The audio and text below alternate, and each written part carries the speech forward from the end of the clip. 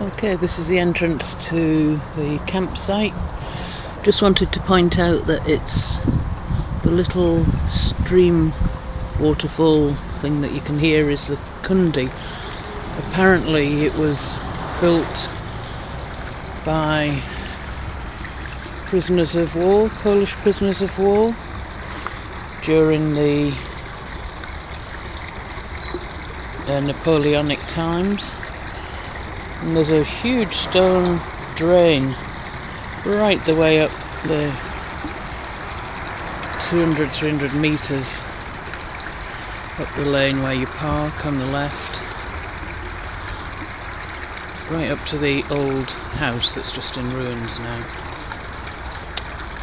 But what's interesting is that water's coming down constantly and yet it's not raining. So that's all the water from the top elevation and the camp pitches not coming down the drive, so that's drying out the pitches a bit.